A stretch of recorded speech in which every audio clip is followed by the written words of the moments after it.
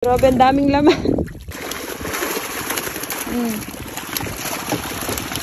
Wow! May mamali pa oh. Hi guys! Here's another mini vlog ng buhay namin dito sa isla. At ngayong araw nga pala ay October 9, 2024 at araw nga ng Miyerkules. Isinama na naman nga ako ng aking buyok sa pagpalaot at mag-aangat nga daw kami ng Skylab dahil ilang araw na nga akong hindi nakakasama. Nakakatuwa nga mga mare dahil itong bagong bangka na nga ang gagamitin namin lagi sa pagpalaot dahil naglalakas na nga ang hangin ngayon at simula na nga ng amihan. Dahil nagsisimula na nga ang hanging amihan mga mare ay punong-puno na naman ng water lily ang harapan ng aming nayon at pahirapan na naman sa paglabas. Kaya nga itong bangka namin mga mare doon na nga idinuduong ni Buyok sa pinakadulo ng aming nayon dahil doon nga lang walang water lily. Medyo naninibago pa nga ako dahil bang laki nga nitong bangkang daladala namin kumpara mo nga doon sa dati namin ginagamit na bangliit. Napalati nga ni Buyok ang pag-aangat nitong Skylab mga mare dahil medyo mahirap nga itong angatin at kailangan mo pang lumusong sa tubig o tumalon. Dalawa na nga pala ang Skylab namin mga mare, isa itong malapit sa nayon at isa doon sa bandang laot at balak pa nga namin dagdagan pa ng isa at ipupwesto nga namin ito doon sa pinakagitna ng laot. Tapos na nga angatin ni Buyok ang lambat ng aming Skylab mga mare at marami nga daw itong huli kaya naman binuksan na nga ni Buyok ang pasukan ng tubig nitong aming bangka. Ililipat kasi namin ang mga nahuli naming isda doon sa cage namin sa laot at kailangan nga ibuhay ito kaya naman nilagyan na nga ni Buyok ng tubig ang bangka. Dati na nga namin ginagamit ang bangkang ito sa pagbubuhay ng isda noon kaya naman ito ay may pasukan nga ng tubig. Grabe, ang daming laman. Araw-araw ganito.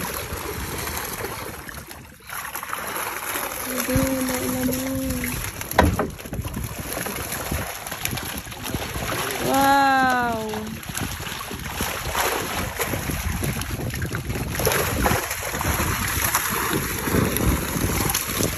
Grabe, parang galing na cage oh. Dami guys oh. Ito pa.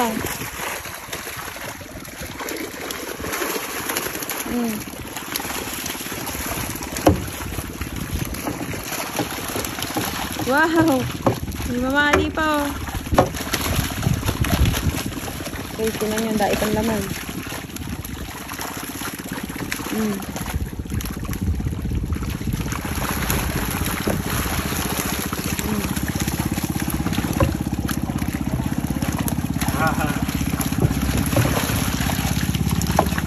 Grabe, ang daing naman guys oh. May natira pa.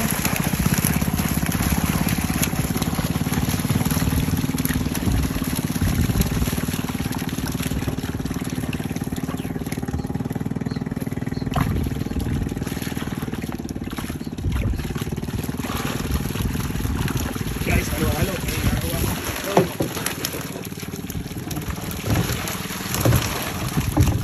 Ang ganda yun naman.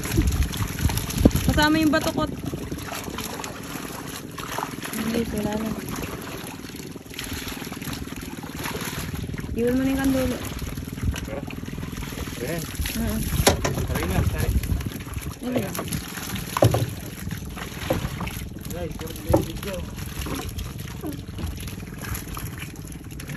Kada mag-aangat nga si Buyok ng aming Skylab mga mare, ganito nga karami palagi ang kanyang huli kaya makakaipon ka talaga ng panglaman sa cage. Kaya nga nagbabalak pa kami ni Buyok na magpagawa pa ng isang Skylab doon sa pinakagitna ng laot dahil imagine yung mga mare kung marami nga kaming Skylab ay mas marami nga kaming mahuhuli at mas madali nga kaming makakaipon ng mga similya at tanlaman sa cage. At kung minsan nga ay makakabenta pa kayo mga mare dahil marami rin namang bumibili ng mga ganito kaliliit na isda at panlaman nga rin nila sa kanilang mga cage. Sunod naman namin pinuntahan itong Skylab namin sa laot mga mare at balak nga rin niya itong angatin kaso nga lang medyo matatagalan daw siya at maraming ang lili na nakabalandra. Tumalon na nga rin si Buyok sa tubig at chinek nga niya kung marami ba itong huling isda sa ilalim at sabi nga niya marami nga daw kaso nga lang ay unahin nga daw muna naming ilagay itong mga una naming nahuling isda doon sa aming cage at baka nga daw magkamatay na. Kaya naman agad na nga kami pumunta doon sa aming cage mga mare at nakita nga ni Buyok na marami nga ding water lily dito kaya tinanggal nga muna niya ang mga ito. Habang si Buyok nga ay nagtatanggal ng mga water lily mga mare, inumpisahan ko naman ang paglilipat ng mga isda gamit nga lang ang aking mga kamay. Madali ko lang naman nahuhuli ang mga ito mga mare dahil kakaunti lang naman ang tubig nitong aming bangka at hindi nga sila masyadong makalangoy. Tuwang-tuwa nga ako mga mare dahil kahit nga sa ganitong paraan ay nakatulong nga ako kay Buyok ngayong araw. Sa totoo lang talaga ay halos wala talaga akong maitulong kay Buyok kapag nga kami ay pumapalaot dahil hindi ko talaga kaya ang mga gawain dito sa laot. Dito sa aming nayon ay mabibilang mo talaga ang mga babaeng sumasama sa kani-kanilang mga asawa sa pagpalaot dahil bang bigat nga ng trabaho dito. Sinimulan na nga ni Buyok na ilipat itong mga nahuli naming isda dito sa loob ng aming cage gamit nga itong kanyang salok. Habang nililipat nga niya mga isda mga mare ay nililimasan na nga rin niya ang aming bangka kaya naman ito na nga lang balde ang kanyang ginamit. Marami-raming ang tubig ang nailagay ni Buyok dito sa loob ng aming bangka mga mare kaya medyo nahihirapan nga siyang maglimas. Habang nalilibang nga ako sa pag-i-edit dito sa bangka mga mare, bigla na lamang nawala si Buyok at sinisigawan ko nga siya. Tayo naman pala sa pinakagitna ng laut at nag-aayos pa ng mga cage. Minsan nga mga mare nagugulat na lamang ako at bigla-bigla na lamang nawawala dito sa tabi ko kaya naman sinisigawan ko nga siya. Kaya naman kung nagustuhan nyo nga ang video na to ay baka naman papindot ng follow button para palagi nga kayong updated sa aming mga susunod na videos. Yun lang mga mare, maraming salamat sa panonood.